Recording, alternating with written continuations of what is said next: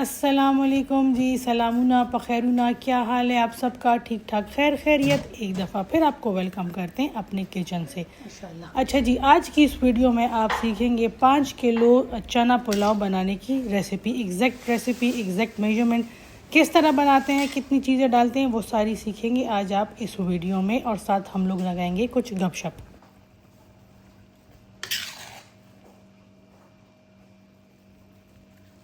अच्छा, कल जब मैंने इंस्टाग्राम पे ये वीडियो लगाई थी तो बहुत सी बहनों ने मेरे से पूछा था कि ये पतीले आपने किस ब्रांड के लिए। तो मैंने कहा मेरी प्यारी बहनों, ये पतीले मेरी अम्मी के हैं और ये उस ज़माने के हैं जब ब्रांड्स वगैरह नहीं हुआ करते थे। बस ये रैंडम पतीले पसंद आ गए, ख़रीद लिए।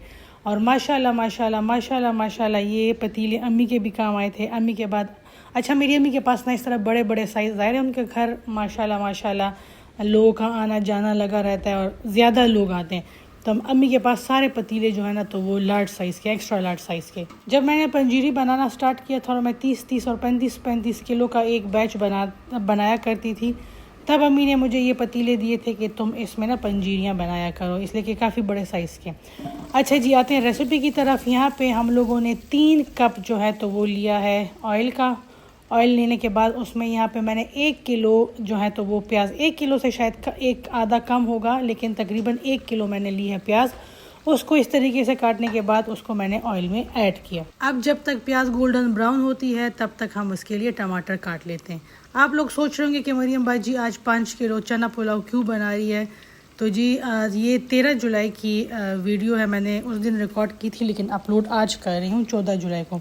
13 जुलाई को मेरे ससुर की बरसी होती है। अल्लाह पाक उनकी मग़फ़िरत फरमाए और उनको जन्नतुल फिरदौस में आला मकाम अता फरमाए, आमीन सुम्मा आमीन। तो मैंने सोचा कि चलो आज ये पुलाव बना लेते हैं। हमारे घर के ना दोनों साइड्स पे घर बन रहा है, तो एक तरफ भी 5-6 मज़दूर हैं, दूसरी तरफ 7-8 मज़दूर हैं। तो चलो आज उनको ना पेट भर के ये चावल खिलाते हैं।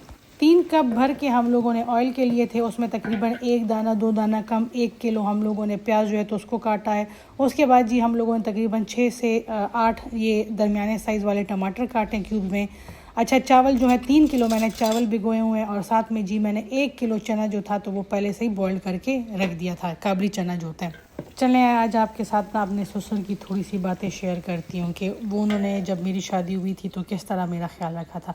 अच्छा, उससे पहले मैं आप लोगों को मसाले के बारे में बता दूँ। ये मैंने तेज़पत्ता लिया है, तकरीबन 5 टेबल स्पून सूखा धनिया, 5 टेबल स्पून ज़ीरा, अच्छा बड़ी काली इलायची, ये तकरीबन 3 टेबल स्पून चिकन पाउडर है, 8 टेबल स्पून ये सारी चीज़ें जो हैं तो ये टेबल स्पून है।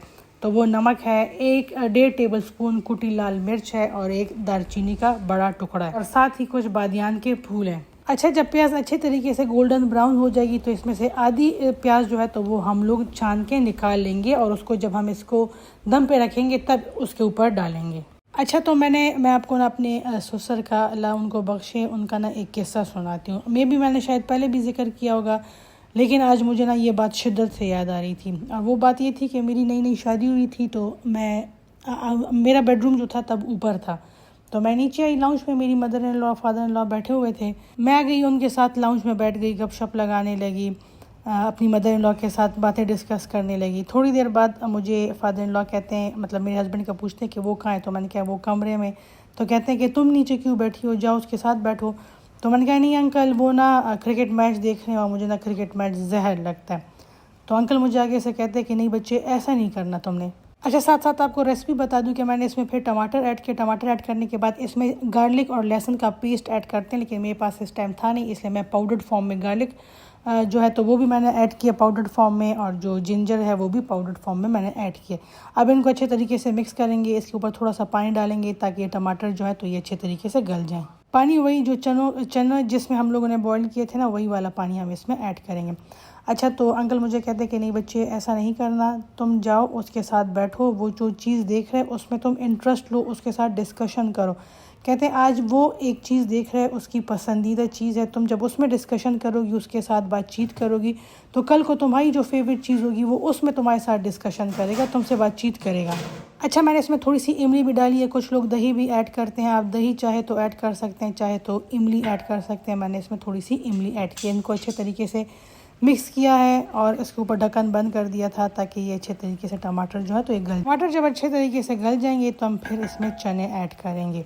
अच्छा, तो हुआ वही, जब मैं ऊपर रूम में गई और मैं हस्बैंड के साथ मैच देखने लगी और मैंने उनसे पूछा अच्छा इस क्रिकेटर का नाम क्या है, ये क्या हो रहा है, ये क्या।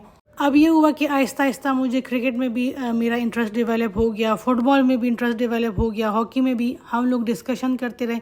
इस डिस्कशन का फ़ायदा ये हुआ कि हमें एक दूसरे के साथ ज़्यादा हम लोग टाइम स्पेंड करने लगे।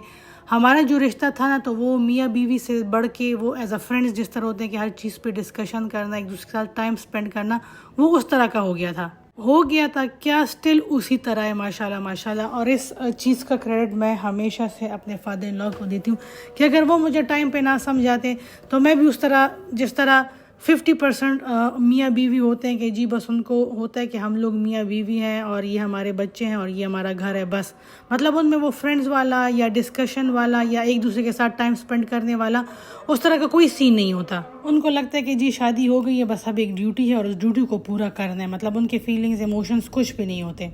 हस्बैंड अपनी दुनिया में मगन होता है, बीवी की अपनी दुनिया होती है। लेकिन अगर आप स्टार्ट से एक दूसरे के साथ टाइम स्पेंड करेंगे, एक दूसरे के साथ हेल्दी डिस्कशन करेंगे, चीज़ों को डिस्कस करेंगे, तो ऑटोमेटिकली आप दोनों के दरमियान अंडरस्टैंडिंग डेवलप होगी, ऑटोमेटिकली आप लोग एक दूसरे के करीब आएंगे और ऑटोमेटिकली आप दोनों के बीच फ्रेंडशिप का जो रिश्ता है वो डेवलप होगा। तो मैं जब भी नमाज़ पढ़ती हूँ ना, तो अंकल मेरे बिल्कुल सामने खड़े हो जाते हैं कि उनकी वजह से ना मेरी शादीशुदा ज़िंदगी में ना बहुत ज़्यादा सुकून है और हमेशा उनके लिए मेरे दिल से दुआ निकलती है। दूसरा ये हुआ था कि जब मेरी शादी हो गई थी, शादी के 2 साल बाद मैं लाहौर आ गई थी। हमारा एक ही भाई है। वो ये हुआ कि मेरे बाबा जो थे तो उनको पार्किंसंस था और एज के साथ साथ ना उनकी हालत ख़राब होती जा रही थी। डॉक्टर्स ने भी कह दिया था कि अगर आप लोग ये सोच रहे हैं कि टाइम के साथ या मेडिसिन के साथ इनकी इम्प्रूवमेंट होगी, तो इम्प्रूवमेंट नहीं होगी, बल्कि डे बाय डे इनकी जो कंडीशन है तो वो वर्सन होती जाएगी। मेरे भाई को जब स्कॉलरशिप मिली वो कंफ्यूज था। बाबा ने खुद उसे कहा कि देखो बच्चे, मेरी ज़िंदगी जो है तो वो जा रही है और तुम्हारी आ रही है, तो तुम जो आ रहा है अपने फ्यूचर के बारे में सोचो और जाओ, और जो ये स्कॉलरशिप है जाके PhD करके आ जाओ। वो जर्मनी चला गया, मैं लाहौर में थी, मेरी अम्मी, मेरी बहन और बाबा वो घर पे थे। अच्छा, साथ साथ आपको चावलों का भी बता दूं कि चावल हम लोगों ने 3 किलो लिए थे। 3 किलो चावलों का मतलब है 12 कप चावल। 12 कप चावलों के लिए जी हम लोगों ने 12 कप और ऊपर 6 कप और पानी जो था तो वो ऐड किया था। यानी बासमती चावलों के लिए हमेशा 1 कप के ऊपर 1.5 कप पानी ऐड करना होता है। मतलब 1 कप चावलों के ऊपर आपको 1.5 कप पानी के ऐड करने होते हैं। तो 12 कप चावल थे। 12 कप चावलों के लिए हम लोगों ने 18 कप पानी जो था तो वो उसमें ऐड किया। जब तक चावल अपना पानी ड्राई करते हैं तब तक हम लोग हलवा बना लेते हैं। हलवा की आपको ना एग्जैक्ट मेजरमेंट बताती हूँ। अगर आप 1 कप सूजी ले रहे हैं तो आपने 1 कप घी लेना है और 1 कप चीनी डालनी है। अगर आप 2 कप सूजी ले रहे हैं तो 2 कप आपने चीनी डालनी है, 2 कप आपने घी डालना है। ये इसकी एग्जैक्ट मेजरमेंट है। हम लोगों ने यहाँ पे 1 किलो घी लिया है, हम लोगों ने यहाँ पे 1 किलो सूजी ली है, इसलिए कि हम लोग ज़्यादा क्वांटिटी में बना रहे हैं। और हम लोग इसमें 1 किलो ही जो है तो वो चीनी के ऐड करेंगे। सबसे पहले हम लोग जी जो ये सूजी है इसको भूनेंगे हम लोग घी में, और उसके बाद इसमें बाकी की चीज़ें ऐड करेंगे। जब तक हम लोग सूजी की बुनाई कर रहे थे तब तक जो चावल थे उन्होंने अपना पानी जो था तो वो ड्राई कर दिया था। अब हम वेट करेंगे कि ये चावल थोड़े से और पानी ड्राई कर लें, जो ये पानी है ये बबल्स की फॉर्म में नज़र आए। उसके बाद हम इसके ऊपर डालेंगे जी हरी मिर्चें, और हरी मिर्चें ऐड करने के बाद अब हम इसके ऊपर डालेंगे गरम मसाला। गरम मसाला ऐड करने के बाद इसके ऊपर जो हम लोगों ने प्याज अलग की थी ना वो इसके ऊपर डाल देंगे। इसके ऊपर हम लोग जी फिर दस्तरखान डाल के ढक्कन रख देंगे और दपा सब पे लंगड़ी की दूँ, और इसको हम लोग रख देंगे दम पे पकने के लिए तकरीबन 15 मिनट के लिए, बहुत ही हल्की आंच पे। और जब तक ये दम पे पकेंगे तब तक हमारा जो सूजी का हलवा है ना, एक तो हमारी में ही बंदा फंस जाता है, तो वो भी तब तक रेडी हो जाएगा। ये देखिए इतनी हल्की आंच पे इसको मैंने रखा है दम पे पकने के लिए। अच्छा जी, पीछे से सूजी जो है तो वो अच्छे तरीके से हम लोगों ने घी में भून ली है। उसमें फिर हम लोगों ने इलायची पाउडर भी ऐड किया था। अब हम इसमें जी 1 किलो चीनी जो है तो वो ऐड करेंगे, थोड़ा सा मिक्स करेंगे, और अब हम इसमें ऐड करेंगे पानी। अच्छा, हम लोगों ने किलो सूजी डाली थी ना, तो किलो मतलब 4 कप सूजी होती है। 4 कप सूजी में हम लोगों ने 8 कप पानी डालने, मतलब आपने जितनी सूजी ली है उसके डबल क्वांटिटी में, डबल अमाउंट में पानी डालना होता है। अब हम जी इसको हल्की आंच पे पकाएंगे ताकि ये सूजी जो है तो ये अच्छे तरीके से गल जाए। अच्छा, इसमें हम लोग छुआरे जो हैं तो वो भी काट के हम लोगों ने इसी स्टेज पे ऐड किए, क्योंकि छुआरे थोड़े से हार्ड होते हैं, तो अच्छा है कि वो भी इसी के साथ पक जाएं और नरम हो जाएं। छुहारों के साथ साथ ही हम लोग अब इसमें खोपरा ऐड करेंगे ताकि खोपरा जो है तो वो भी थोड़ा सा पक जाए। अच्छा, ये आज के दिन ना हमेशा से मेरे घर ना बादाम जो होता है तो वो पड़ा रहता है, मतलब मुझे खुद भी शौक है, मैं खुद भी खाती रहती हूँ, लेकिन आज के दिन पता नहीं क्यों ड्राई फ्रूट जो था वो सारा ख़त्म हो चुका था। अच्छा, जब पानी उसका ड्राई हो जाए और ये देखें थोड़ा सा घी ऊपर आ जाए तो समझ ले सूजी जो है तो वो तैयार होगी। उसके बाद जी हमने उसमें ऐड किया मेवा और ये देखिए हमारी सूजी जो है तो वो हो गई है तैयार। जब घी ऊपर आ जाए तो बस समझ आना कि ये पक गया है।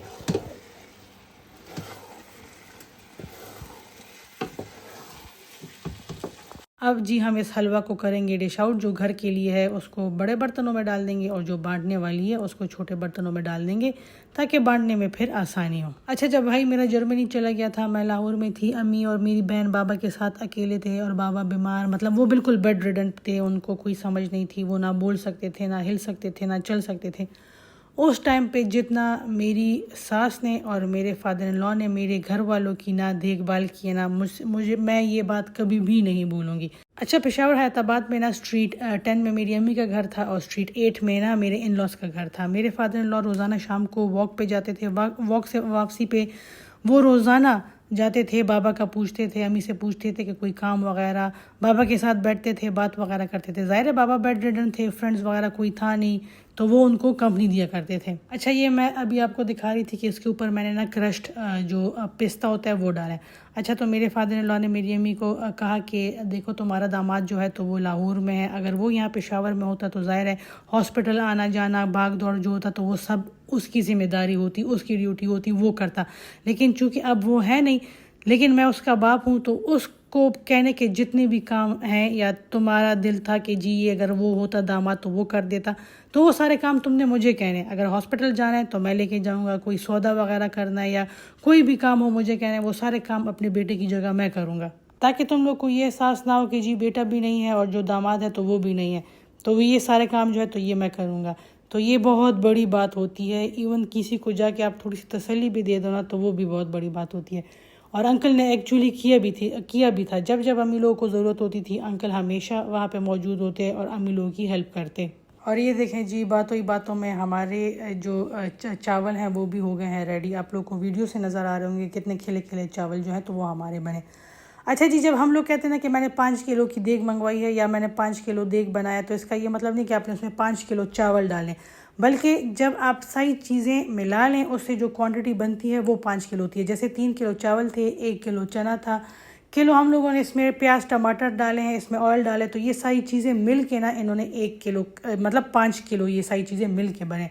और यहाँ पे जो आपको चावल और चना नज़र आ रहा है तो ये आप इसको कह सकते हैं कि जी ये 5 किलो की देग है। अब हम क्या करेंगे कि इनको बर्तनों में डालेंगे और एक हलवा का कंटेनर और एक चावलों वाला कंटेनर सारे मज़दूरों में बांटेंगे। अच्छा, यहाँ पे मेरे से ना एक क्लोज़अप शॉट लेना, या जब मैं ये कंटेनर्स में चावल डाल रही थी ना तो वो वाली वीडियो जो थी तो थोड़ी सी मिस हो गई थी। ज़ाहिर है मज़दूरों को देना था, उनको उनके खाने का टाइम था, तो मैंने कहा जल्दी जल्दी जितना हो सके पॉसिबल तो ये कंटेनर्स भरो और ताकि उनमें हम लोग डिस्ट्रीब्यूट करके आ जाएं।